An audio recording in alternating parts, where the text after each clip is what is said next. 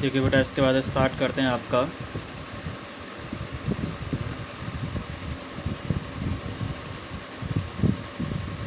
Newton's third law of motion. Newton's third law of motion को बेटा दूसरा name आपको दिया गया है action and reaction law. Action and reaction law, ठीक है ना। अब ध्यान से समझिएगा, जो फर्स्ट लॉ था उसमें आपको बोला गया था law of inertia. Second law जो न्यूटन का था उसमें आपको बोला गया था लॉ ऑफ मोमेंटम, और थर्ड आपका है action and reaction law. Simple सा इसका बेटा मतलब है, इस लॉ के अंडर हमको स्टडी करनी है अबाउट एम मास का कोई ऑब्जेक्ट था। जब हम किसी ऑब्जेक्ट पे कोई फोर्स अप्लाई करते हैं, ठीक है, तो वो ऑब्जेक्ट भी सेम अमाउंट ऑफ फोर्स हमारे ऊपर अपोजिट डायरेक्शन में अप्लाई करता है, ठीक है ना।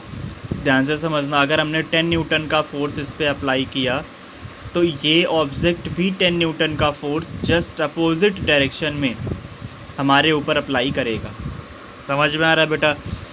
जब हम कोई फोर्स किसी ऑब्जेक्ट पे अप्लाई करते हैं तो वो ऑब्जेक्ट भी हमारे ऊपर उतना ही फोर्स अपोजिट डायरेक्शन पे अप्लाई करता है। इसे ही बोला जाता है action and reaction. Amount of force same होगा, बस उसकी डायरेक्शन अपोजिट होगी, दैट्स वाई उसके ऊपर माइनस साइन आ जाएगा, ठीक है ना। अब अगर न्यूटन थर्ड लॉ की डेफिनेशन लिखेंगे तो according to third law of Newton, ठीक है, when we applied a force, या सिंपल से अगर डेफिनेशन लिखना है तो लिखेंगे there is a equal and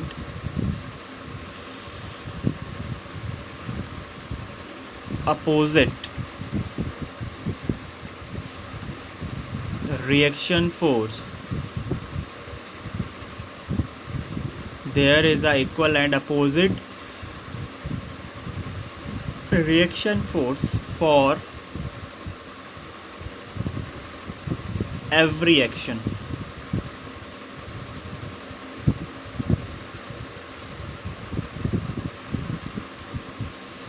simple सी डेफिनेशन है बेटा थर्ड लॉ ऑफ न्यूटन की। There is a equal and opposite. Equal same amount of force मैंने आपको बताया था, अपोजिट उसकी डायरेक्शन अपोजिट होगी। जब आप अगर किसी ऑब्जेक्ट पे फोर्स लगा रहे होंगे तो वो ऑब्जेक्ट जस्ट आपके अपोजिट डायरेक्शन में फोर्स अप्लाई करता है। तो there is a equal and opposite reaction force for every action force. This is called Newton's third law of motion, is called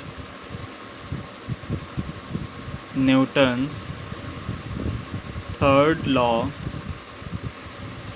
of motion। ठीक है बेटा, एकदम छोटा सा आपका है थर्ड लॉ ऑफ मोशन। इसके बाद इसके न्यूमेरिकल से स्टार्ट करेंगे।